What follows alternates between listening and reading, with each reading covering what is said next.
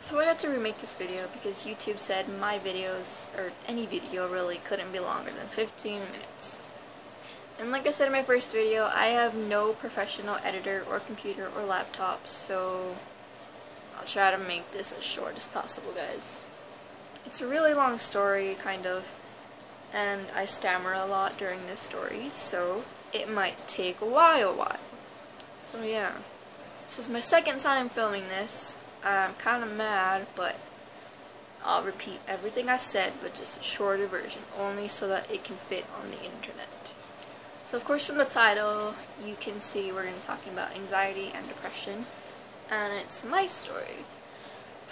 I'm one in lots of people that deal with this, and it's so weird to talk about. We'll start off with my anxiety. I am diagnosed with anxiety disorder. It sucks a lot because I can't really explain it. People who have anxiety know what I'm talking about when I say that it sucks, because it does. It sucks major monkey balls, and I have no other way to describe it. And so the first time I had an anxiety attack, it felt like a freaking elephant was on my chest. I could not breathe. Everything just felt like it was coming in, like crashing down. I was crying. It was just really bad, and I didn't know what to do because, of course, it was my first anxiety attack. My mom gave me some, I think, sugar water that helped me calm down, but even after that, you know, I still felt this feeling. Excuse me. And my therapist has diagnosed me with anxiety disorder. Alright, now comes the longer story, which is obviously my depression story. It's a really long story, but I'll try to make it super duper short. I couldn't figure out the word.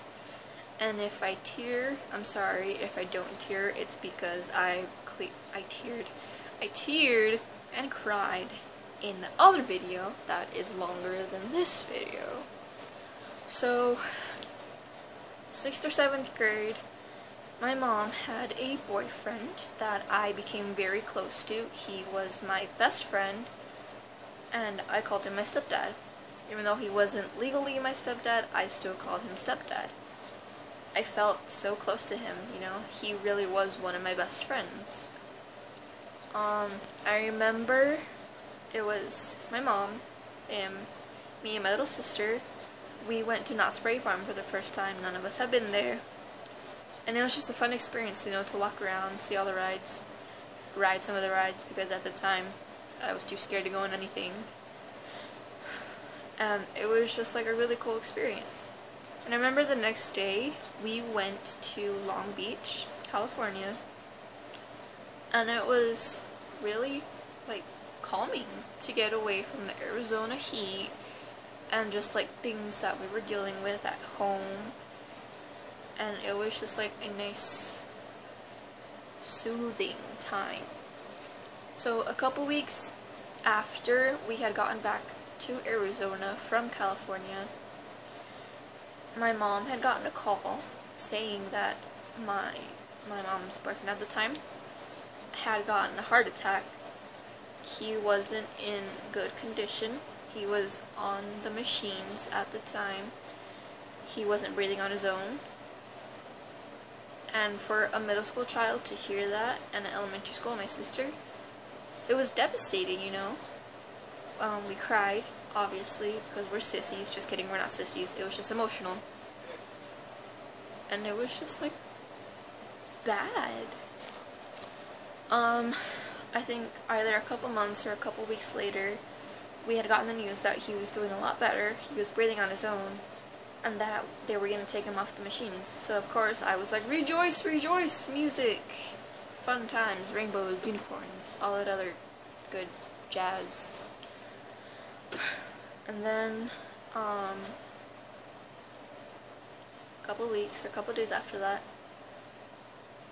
my mom came home bawling her eyes out, and she, just from her crying, I could tell that he had passed away, and that he wasn't gonna come home from the hospital.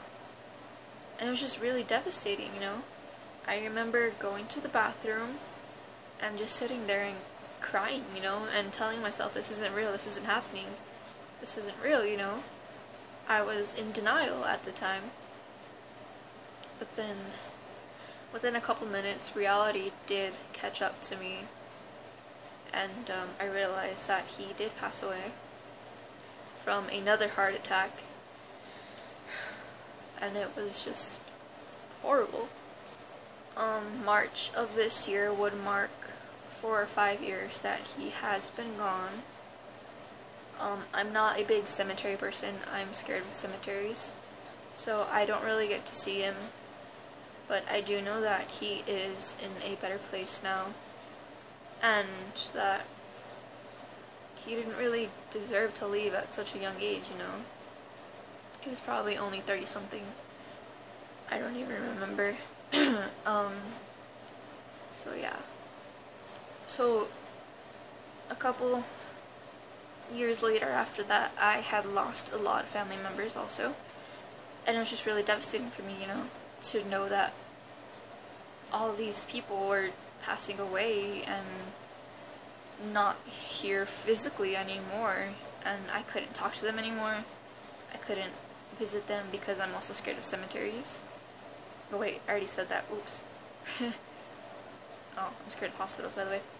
And it was just really hard to know that I couldn't physically speak to them or like hug them or anything anymore. And so it was really hard.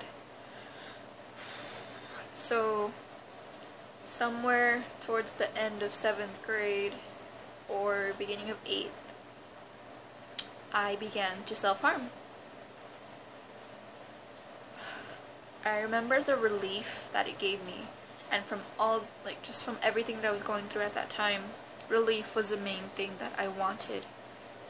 And so 1 led to 2, 2 led to 4, 4 led to 8, and it just became this whole, everything was just like cuts, you know? I do have scars over here and here and here and here. It was just horrible, and I had realized that I was depressed. I wasn't going through something, I wasn't sad, I was physically and emotionally and mentally, spiritually depressed. I wasn't eating as much as I used to because I love food and all this other jazz.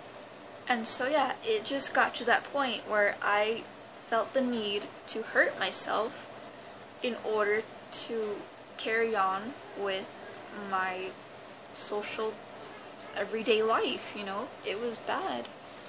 So I promoted from 8th grade to a freshman, and I thought that freshman year was going to be so much better. It was probably the opposite of it. I think the only upside of my freshman year was the high school experience for the first time and meeting some of my best friends that are my best friends now. You know, I felt like trapped because my stress levels were so high, I had so much anxiety, and the depression continued on, you know? And I don't know, you know, I continued to self-harm through freshman year. It was just, I can't describe the words, but it was almost like hell in high school. It was just so bad. Freshman year ended, sophomore year came, and I thought it was just going to be the same as freshman year, you know, hell in school. It wasn't, because about a month-ish into school, I remember the date, August 27th, 2014, I got sent to the mental hospital because my mom had seen my cuss that I had done a couple days before. It was about 9 o'clock that night when she took me to the hospital, and I was scared because, like I said earlier, I'm scared of hospitals. and I felt anxiety building up too. So I was just like having little mini panic attacks inside. I didn't like let it show on my face. I don't know how. I just kept it inside. It was so... I don't even know the words to describe it. I can't really describe it.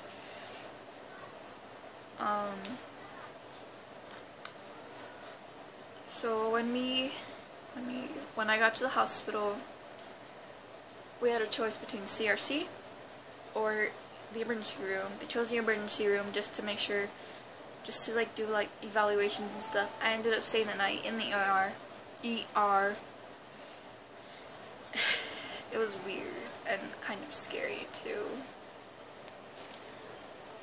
Throughout the night, I had 2 family members come in, and I felt like I had just disappointed them so much because of what I had done. I felt like I let them down. I felt like I let my family down. I just felt like I let down everyone that I know, and it was just an awful feeling. So after they said their goodbyes, not goodbyes, but their byes, continued on. I stayed the night in the ER, like I said. About 8 o'clock, 9 o'clock the next morning, they moved me into CRC. And they evaluated me just to make sure that I wasn't, like, mental or anything, obviously. I remember there was this guy, and he asked me a bunch of questions. Oh, I'm so sorry. He asked me, excuse me, he asked me a bunch of questions, saying, like, this and that, blah, blah, blah, etc., etc. And he said that I wasn't depressed, I was just really sad. And at that moment, I was like, to me, I was like, what's the difference? You know, I feel depressed, what are you doing? Do you know what you're doing with your job? So in my head, I was just ranting about, like, I'm depressed, but I'm not depressed. What's going on in here? What's going on? Da, da, da, da. So we didn't leave CRC until about noon, and I wanted to go to school to see certain people, but my mom didn't let me. So from that day, I stayed home, ate, and took naps. But now I go to therapy. I've been going to therapy for about half a year, and I have not self-harmed since that day in August. It's almost been a year, and I'm pretty freaking happy about myself, you know, because to know that it's been almost a year without hurting myself, it's a good feeling. My story is only one in millions, maybe even billions. If you know someone that's going through something, talk to them, because talking does help. It really does. And yeah, thank you guys so much for watching this video. Like it, subscribe if you really want to.